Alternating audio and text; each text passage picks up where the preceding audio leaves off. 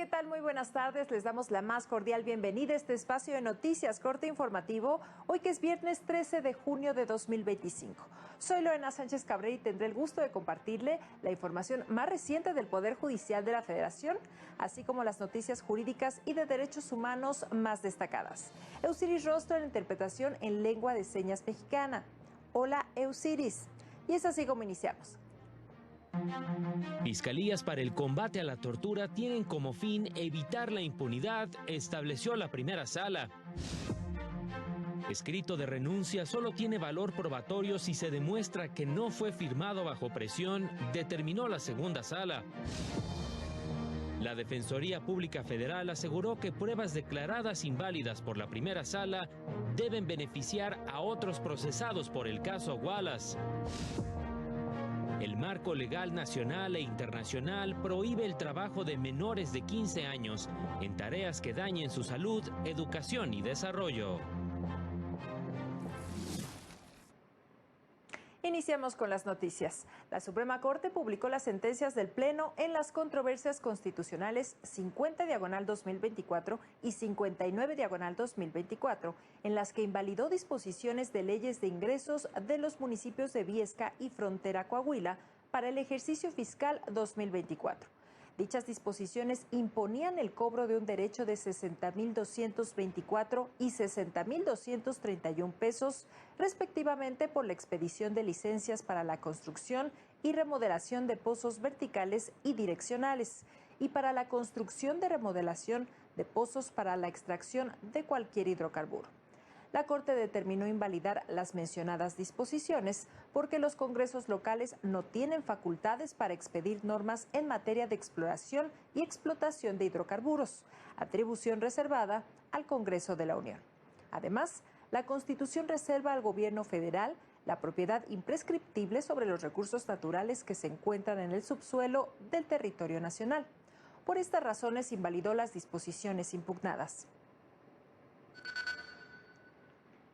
La Suprema Corte estableció que las autoridades están obligadas a crear fiscalías especializadas de combate a la tortura con autonomía de las fiscalías generales.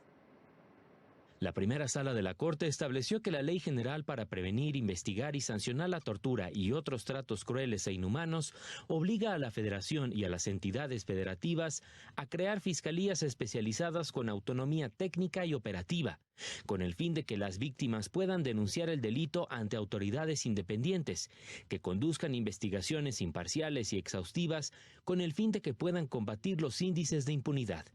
Precisó que la única excepción a esta regla se actualiza en términos de lo dispuesto por el artículo 6º transitorio de la mencionada ley, es decir, que se acredite fehacientemente la falta de recursos para su creación, en cuyos casos dicha atribución podrá ser asignada a una unidad administrativa. La legislación obliga a dotar a dichas fiscalías de recursos materiales y financieros suficientes para su adecuada operación, lo que incluye ministerios públicos, policías y técnicos especializados en servicios periciales. La sala explicó que el legislador buscó poner fin a la impunidad en el combate del delito de tortura, evitar que las investigaciones en esta materia se vieran retrasadas o delegadas y que, en su lugar, prevaleciera la independencia, celeridad y efectividad en su desarrollo y juzgamiento. Asimismo, procuró evitar que las víctimas que tengan que denunciar la comisión de estos delitos lo hagan ante las mismas autoridades a las que acusan de cometerlo o permitirlo. Con información de José Luis Guerra García para el canal del Poder Judicial de la Federación. La segunda sala de la Corte estableció que el escrito de renuncia tendrá valor probatorio únicamente si se demuestra de manera fehaciente que fue emitido de manera autónoma y unilateral. Para ello, el órgano jurisdiccional estará en aptitud de suplir en todo momento la deficiencia de la queja en favor de la persona trabajadora, pues lo que se busca es introducir a juicio todas las cuestiones necesarias, sean argumentativas o probatorias, lo que permitiría determinar si efectivamente la relación laboral cesó posteriormente a la presentación de la renuncia. Con ello se busca evitar que la parte patronal recurra a prácticas que tienen como fin obtener renuncias bajo coacción o, en general, con un vicio de la voluntad que dé origen a un documento que, aunque cuente con firma autógrafa, no refleja la voluntad unilateral y espontánea de la persona trabajadora, por lo que el juzgador deberá estar alerta para evitar que se exhiba en juicio una renuncia obtenida de manera indebida.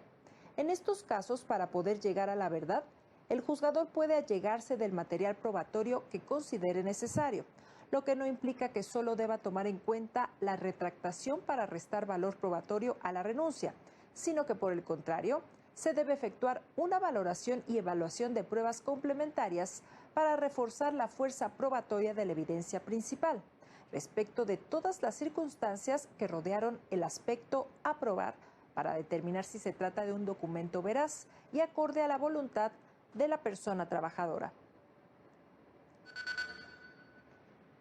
Y en más noticias, la secretaria técnica de combate a la tortura de la Defensoría Pública Federal calificó de histórica la resolución de la primera sala que ordenó la libertad inmediata de Juana Hilda González Lomelí, quien estuvo en prisión más de 19 años, acusada de participar en el secuestro y homicidio del empresario Hugo Alberto Wallace. En entrevista con Justicia TV, la funcionaria celebró que la actual integración de la Corte haya decidido excluir del caso las pruebas que fueron obtenidas bajo tortura. Sin duda es una sentencia histórica en su contenido, en su congruencia con precedentes, en su relevancia de sostener que incluso los delitos tan graves como secuestro, no puede aceptarse que las pruebas y que las diligencias que hace la Fiscalía vayan bajo cualquier costo. No podemos aceptar que haya una condena que se sustente en pruebas obtenidas ilegalmente. Por más que la impunidad requiere que se investigue, que se sancione a los responsables, esto tiene que ser bajo ciertos parámetros y es lo que es fundamental que se defienda por cualquier persona juzgadora que revise un asunto. Explicó que esta sentencia abre la puerta para que las demás personas procesadas por este asunto obtengan su libertad.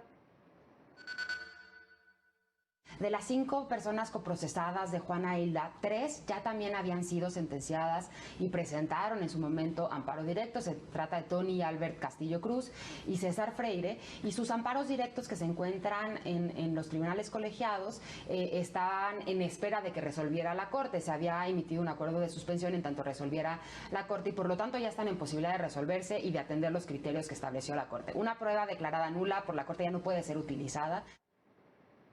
La funcionaria pidió que en el caso de Juana Hilda se investigue a los funcionarios que la sometieron a tortura para arrancarle una confesión incriminatoria. Y justamente Juana Hilda González Lomelí fue liberada horas después de que la sentencia de la primera sala fue notificada a las autoridades del Ceferezo 16, ubicado en Coatlán del Río Morelos. Personal de la Defensoría Pública Federal, quien la asesoró durante el proceso judicial, acudió al lugar para constatar su liberación. Al salir del penal, manifestó que se encontraba conmocionada y que no podía creer que ya se encontrara en libertad. Agregó que su intención era reunirse con su familia. Pero de verdad, con todo mi corazón les agradezco muchísimo a ustedes, porque yo sé que sin ustedes, no sé, ustedes fueron quienes me buscaron prácticamente cuando estaba yo abandonada, entonces me siento muy orgullosa de ya estar aquí, de verdad, les agradezco con todo mi corazón. En otras noticias, en el marco del Día Mundial contra el Trabajo Infantil, la Suprema Corte difundió información sobre las normas que prohíben esta práctica.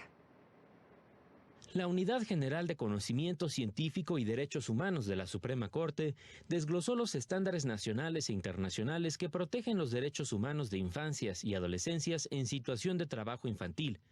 La Constitución mexicana, en su artículo 123, y la Ley General de los Derechos de Niñas, Niños y Adolescentes prohíben el trabajo de personas menores de 15 años y de adolescencias en labores que pudieran perjudicar su salud, educación o desarrollo físico y mental.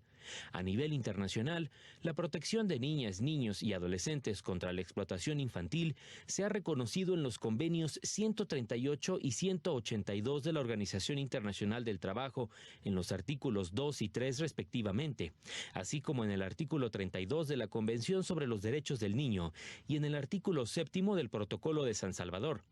Por su parte, la Corte Interamericana de Derechos Humanos ha señalado que, además de los derechos reconocidos en la Convención Americana sobre Derechos Humanos, las niñas, niños y adolescentes que trabajan deben contar con medidas de protección especial. es decir, considerar sus características y la necesidad de propiciar su desarrollo, ofreciéndoles las condiciones necesarias para vivir y desarrollar sus aptitudes. Para el canal del Poder Judicial de la Federación, Jesús Daza. 3 de la tarde con 9 minutos, momento de hacer una pausa, pero regresamos a corte informativo.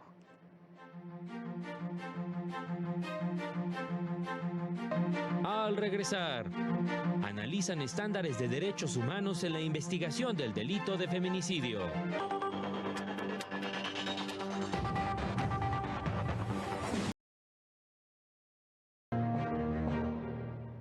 Gracias por continuar con nosotros y seguimos con la información. En la UNAM se llevó a cabo un conversatorio sobre los estándares de derechos humanos en la investigación del delito de feminicidio. Mi compañero Juan Carlos González estuvo ahí y nos tiene los detalles. Muy buenas tardes, Juan Carlos. Adelante con tu reporte. Hola, ¿qué tal? Así es, estamos aquí en el Instituto de Investigaciones Jurídicas de la UNAM, donde se llevó a cabo la quinta sesión del verano de la investigación científica 2025, donde la investigadora Sandibel Jiménez Sánchez habló de los estándares de derechos humanos en la investigación del delito de feminicidio. Aseguró que hace falta capacitación, sobre todo en las fiscalías y ministerios públicos, para saber identificar las razones de género que pueden estar detrás de un feminicidio. Por ejemplo, que se encuentren signos de violencia sexual en el cuerpo de la víctima o que haya antecedentes de violencia familiar o sexual. Escuchemos. ¿Cómo estamos? Pues yo creo que necesitamos más capacitación como servidores públicos, tanto jueces, ministerios públicos, defensores, asesores jurídicos, pues para poder identificar cuando nos encontramos en un feminicidio, porque también está del otro lado de la defensa, ¿no? Y también la otra parte pues tiene derechos, que es la presunción de inocencia y pues hacer juzgar. Señaló que para avanzar en este tema hace falta una reforma para garantizar la autonomía de las fiscalías y fortalecer a los servicios periciales. Es la información que tenemos. Muchas gracias, Juan Carlos, por tu reporte.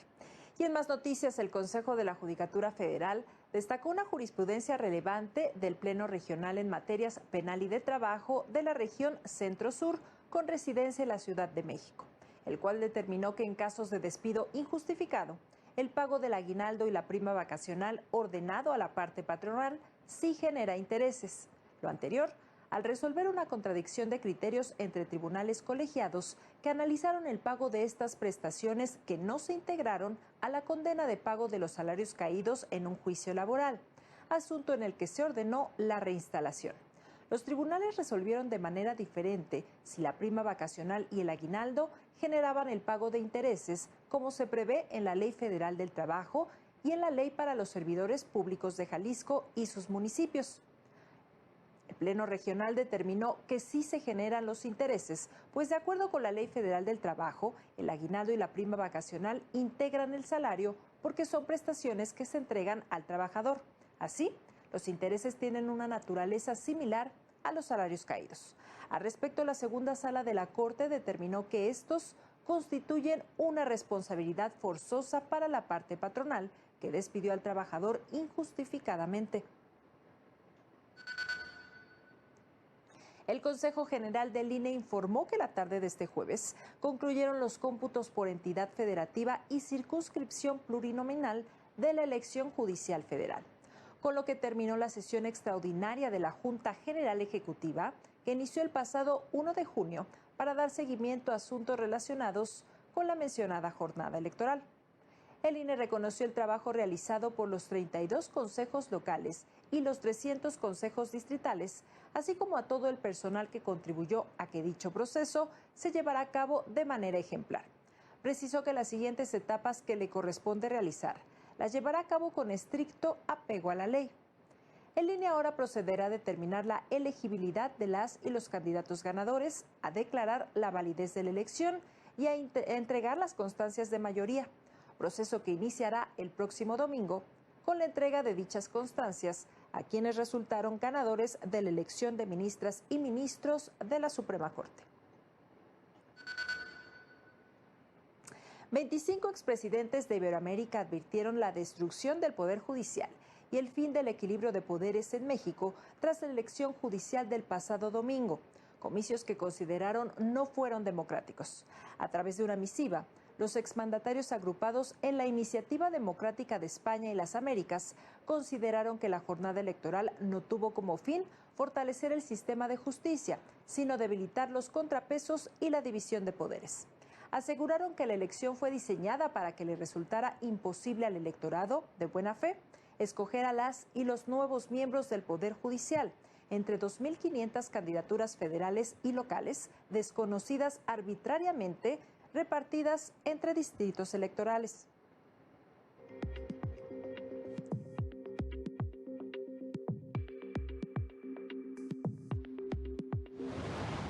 Se llevó a cabo la segunda asamblea ordinaria de la Comisión Nacional de Tribunales Superiores de Justicia en Quintana Roo, con el propósito de analizar los códigos, reglamentos, procedimientos y sistemas operativos de cada poder judicial local en busca de fortalecer y armonizar la impartición de justicia.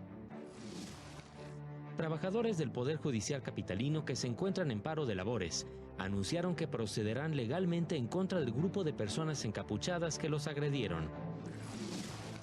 El Poder Judicial de Aguascalientes llevó a cabo la conferencia Estrategias de litigación en audiencia inicial, en la que participaron integrantes de la comunidad jurídica, incluyendo estudiantes, profesionales del derecho y operadores del sistema penal acusatorio. En Baja California tuvo lugar la conferencia Especialización en Justicia para Adolescentes, Nuevos Retos, a la que asistió personal del Poder Judicial Estatal, así como integrantes de diversas asociaciones de abogados y público en general. En temas electorales, la Sala Regional Ciudad de México confirmó la sanción que el Tribunal Electoral de Puebla le impuso a un candidato que buscaba la reelección como presidente municipal de Chiautzongo, por haber realizado actos de campaña en horario laboral. Los magistrados desestimaron los argumentos del quejoso, quien señalaba que la amonestación pública y su registro como persona sancionada durante 5 años le generaban una mala fama y afectaban sus derechos político-electorales. Se propone calificar como infundados e ineficaces los agravios relacionados con que el plazo de 5 años es excesivo y que con la imposición de la amonestación pública se genera una mala fama que afecta sus derechos político-electorales y personalidad. Por su parte, la Sala Regional Guadalajara revocó parcialmente la determinación del Tribunal Electoral de Sonora, que acreditó la existencia de violencia política de género contra una funcionaria pública de identidad reservada. Lo anterior, pues consideró que hubo una tipicidad errónea, ya que si bien se comprobó que hubo obstrucción de su cargo, esto no significa que en automático también exista violencia política de género si esta conducta se comete en contra de una mujer, pues se trata de 2 figuras jurídicas distintas. Aunado a que no se acreditó que dicha conducta estuviera motivada por la condición de mujer de la promovente ni que implicara un trato desigual basado en estereotipos o prejuicios. 3 de la tarde con 18 minutos, momento de hacer otra pausa, pero será breve, no se vaya.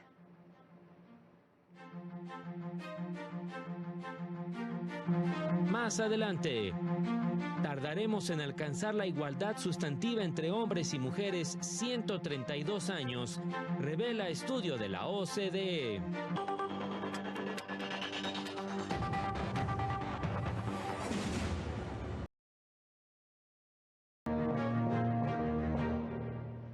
Ya estamos de regreso en Corte Informativo.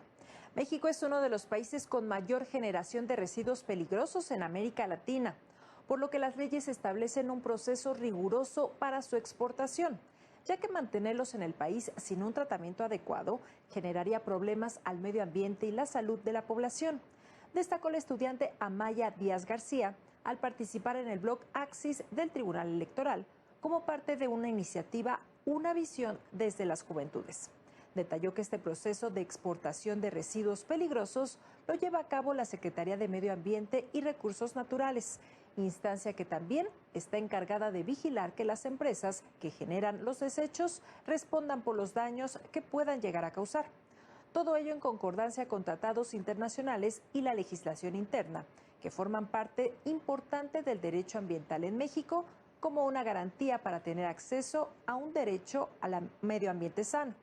La exportación de residuos peligrosos, indicó, está recomendada cuando no se tiene la infraestructura necesaria para otorgar el tratamiento necesario dentro del país generador de los mismos. Y en más de medio ambiente, la Fundación Desarrollo Sustentable y Cambio Climático dio a conocer que en México se lleva a cabo también huachicol, pero de agua. Citlali Pérez nos cuenta. Hace un año, organizaciones civiles denunciaron el crítico estado de sequía en el lago de Pátzcuaro, en Michoacán. Actualmente se ha recuperado 15% de este manto acuífero, afirmaron autoridades de Huiramba, también en Michoacán. Hoy, si tú vas a la comunidad de Urandén en Pátzcuaro, que lo pueden buscar en internet, van a ver cómo se desasolvaron, cómo existía un huachicol de agua, porque así se le ha llamado, huachicol de agua, porque iban los productores de berries, iban los productores de aguacate y hacían represas, metían bombas directo desde el lago y estaban absorbiendo. Así se dio a conocer durante la presentación del Foro Internacional de Desarrollo Sustentable 2025, que tendrá como sede este histórico lugar lleno de cultura y tradición. Este esfuerzo que está haciendo el gobierno del estado fue gracias a una iniciativa también de la sociedad civil organizada.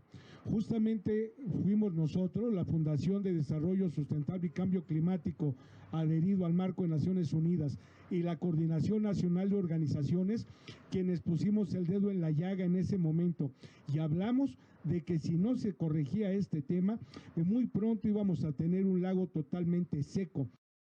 El foro se llevará a cabo del 1 al 3 de agosto en Huiramba, Pátzcuaro y Morelia, y tiene por objetivo impulsar el turismo y trabajo comunitario de la región. Para el canal del Poder Judicial de la Federación, Citlali Pérez. En más noticias, en la UNAM se presentó una obra del jurista argentino Roberto Gargarella que expone cómo la fractura de las sociedades ha sido usada por figuras que legitiman discursos antidemocráticos. El reconocido jurista argentino Roberto Gargarella presentó su más reciente libro Manifiesto por un Derecho de Izquierda, una obra que reformula la función del derecho ante las desigualdades sociales y la crisis de representación en las democracias actuales. A través de un análisis crítico, teórico y político, Gargarella exige una revisión de las estructuras jurídicas vigentes y una apertura a nuevas formas de entender la relación entre derecho y poder. Lo que hoy tenemos es una situación de fractura entre lo que los ciudadanos, los que habitamos en una comunidad, hacemos, pedimos, exigimos, y lo que el poder establecido, ya sea partidos políticos, voy a volver sobre eso, o sindicatos o empresas. Durante el encuentro, realizado en el Instituto de Investigaciones Jurídicas de la UNAM, juristas compartieron reflexiones sobre los alcances y desafíos de construir un derecho comprometido con la igualdad sustantiva y la participación democrática. Justamente ayuda a desmontar estas falsas ideas de la democracia que pues ahora mismo se está utilizando pues para legitimar ciertas prácticas que sabemos que son todo menos democráticas. Con la idea o con la propuesta institucional de que los jueces fueran electos popularmente, ¿no? Y esto pues se va a ver con las ideas de Roberto, pues pareciera ser un engaño a lo que es realmente la democracia, o un déficit democrático muy serio que termina en una concentración de poder. Para el canal del Poder Judicial de la Federación, Rosy García. Y escuche la siguiente información. Se necesitarán 132 años para cerrar la brecha de género entre hombres y mujeres y alcanzar paridad total en el mundo, reveló el índice anual presentado por el Foro Económico Mundial. Destaca que, aunque muy lento, se registra un leve avance frente a los 136 años calculados en 2021. La mayor brecha se observa en el ámbito de participación política, donde las mujeres ocupan solo el 22% de los puestos parlamentarios y jefaturas de Estado, y la presencia de los hombres es 4 veces mayor. En materia económica, respecto a la igualdad salarial y presencia de trabajadoras en sectores especializados, el índice señala que la paridad se alcanzará en 151 años. En el campo educativo, sobre tasas de alfabetización y escolarización, quedan 22 años para lograrlo. México se posicionó en el lugar 23 de una lista de 148 países, lo que representa una mejora de 10 sitios. Islandia es el país más paritario del mundo y el menos es Afganistán. Vamos ahora a Estados Unidos, donde la Corte de Apelación del Noveno Circuito bloqueó temporalmente la orden de un juez federal que exhortó al presidente Trump a devolver el control de la Guardia Nacional al gobernador de California. La Corte fijó como plazo el martes 17 de junio para que las autoridades de California argumenten por qué fue ilegal que el presidente Trump ordenara el despliegue de la Guardia Nacional en el estado, ante las manifestaciones de protesta que se mantienen en contra de las redadas antiinmigrantes. La decisión dejó sin efecto temporal la decisión de un juez de distrito que consideró que el despliegue de la Guardia era ilegal y violaba la 10ª enmienda, además de determinar que Trump se excedió en sus facultades. Mientras tanto, las protestas continúan en Los Ángeles y se han extendido a otras ciudades de la Unión Americana. En tanto, se mantiene vigente el llamado a una serie de protestas masivas en diversos estados de la Unión Americana para este sábado, movimiento que es promovido por la organización 50-51 y que han denominado No Kings. Se prevén 1.800 manifestaciones en todo el país en rechazo a las políticas impulsadas por el presidente Trump, mismas que califican de autoritarias. Estas manifestaciones se darán en el marco del desfile por el 250 aniversario de las Fuerzas Armadas, que encabezará justamente el presidente Donald Trump en Washington. Y es así como llegamos al final de este espacio de noticias, como siempre agradeciendo su compañía e invitándole a mantenerse aquí en la señal del canal del Poder Judicial de la Federación. Recuerde, este sábado a las 18:30 horas no se pierda Semanario Judicial, resumen de noticias del Poder Judicial de la Federación, con su repetición el domingo a las 10:30 de la mañana. Soy Lorena Sánchez Cabrera y a nombre de este gran equipo le deseo que tenga un excelente fin de semana. Hasta pronto.